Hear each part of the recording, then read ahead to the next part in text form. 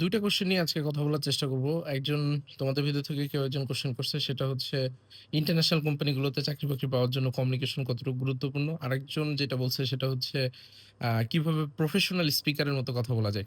এই ২ টা জিনিসের সাথে খুব ডিপ কানেকশন আছে। ১ম এ একটা জিনিস বলে ফেলি।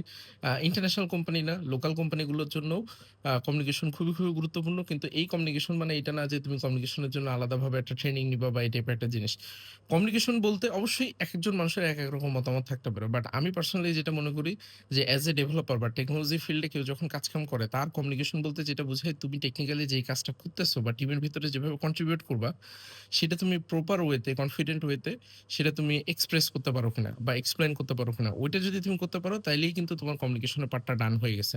একটা ইন্টারভিউতে যখন তুমি যাও অনেক ক্ষেত্রে দেখা যায় যে আমরা কিন্তু আমাকে একটা কোয়েশ্চেন করলে আমি প্রপারলি এক্সপ্লেইন করতে পারি না। আমি হয়তোবা একটা প্রজেক্ট করছি GitHub এর ভিতরে রাখছি বাট ওটা নিয়ে যখন কোয়েশ্চেন করে আমি আমতা করতে থাকি। এখন এই আমতা করার জড়তা দূর করার জন্য যে একটা টিপস আছে সেটা হইতেছে সেটা টিপস বা ট্রিকস যেটাই বলতে থাকো, বলতে চাও সেটা হইতেছে তুমি প্রত্যেকদিন যে কাজটা করতে পারো, তোমার ল্যাপটপের ওয়েব ক্যামেরা অন করতে পারো অথবা ফোনের সেলফি ক্যামেরা অন করতে পারো। যেকোনো জায়গায় বসে যেখানে মন চায় ইউনিভার্সিটি বলো, ক্লাসরুম বলো অথবা ফাঁকা কোনো জায়গায় বসে টানা ৩০ দিন তুমি পার্টিকুলার কোনো না কোনো একটা টপিকের উপরে কথা বলতে থাকো। মানে ভিডিও তৈরি করো। মনে করো যে তুমি তোমার সামনে একটা বন্ধু বসে আছে তাকে তুমি একটা জিনিস নিয়ে এক্সপ্লেইন করবা।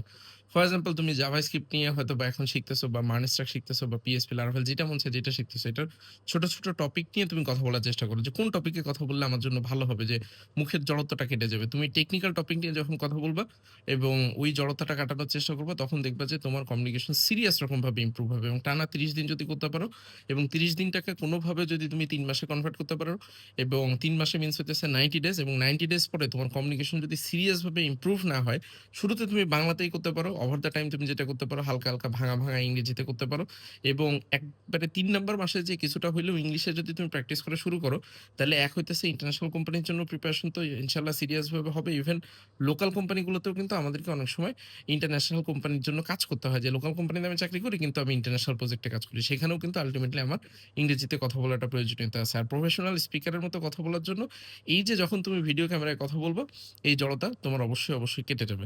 সো সবশেষে যে জিনিসটা বলতে চাই সেটা হইতেছে যে ধরো লাস্ট তুমি কবে ইন্টারভিউ দিছো সেটা তুমি কমেন্টে জানায় দিতে পারো এবং কমিউনিকেশন রিলেটেড তোমাদের কোনো যদি চ্যালেঞ্জ হয় সেটাও তুমি কমেন্টের ভিতর জানায় দিতে পারো। আমি 30 ডেজ এর একটা ভিডিও রেকর্ডিং এর চ্যালেঞ্জ করতেছি।